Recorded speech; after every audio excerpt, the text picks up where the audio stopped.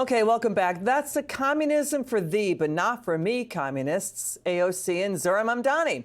Cadillac communist Mamdani just jetted off to a luxury 17-acre hotel resort in Puerto Rico on the beach for a swanky Democrat conference. It's got 9 restaurants, oceanfront pools, tennis courts, a spa. This is just days after he won the mayoral race in New York City. So is Mamdani going to nationalize its swimming pool? Put price controls on the cocktails by the pool? Fox News contributor Joe Concha joins us. Joe, when you heard this, what was your take? Because is he going to declare his hotel bill a capitalist construct and not pay it?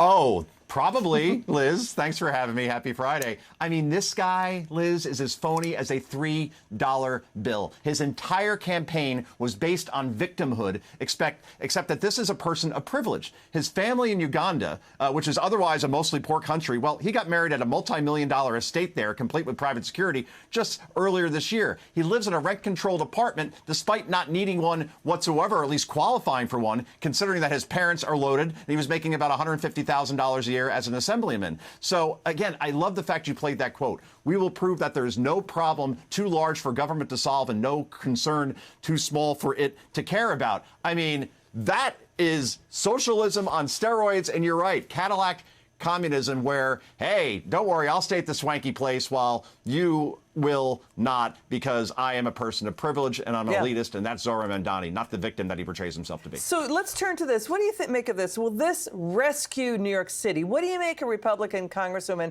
Elise Stefanik announcing she will run to be New York's governor next year? Can you put this all together for us?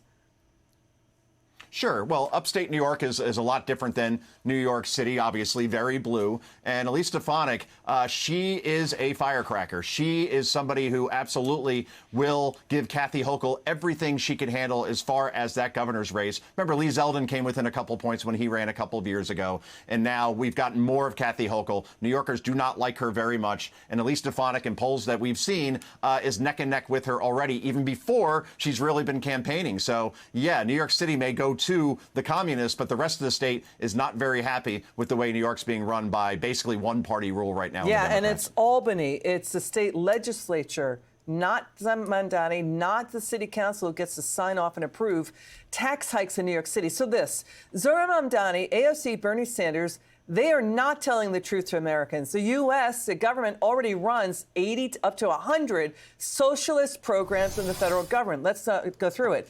The U.S. is $38 trillion in debt. Wow. We've got Medicare, Social Security, unfunded liabilities now at $80 trillion combined over 75 years. That's separate from the $38 trillion. Over $900 billion spent annually on federal and local Medicaid. The federal safety net, socialist spending, now makes up about 2/3 of total federal outlays. When combined with state and local, the U.S. spends over $2 trillion a year on social welfare, socialism in total.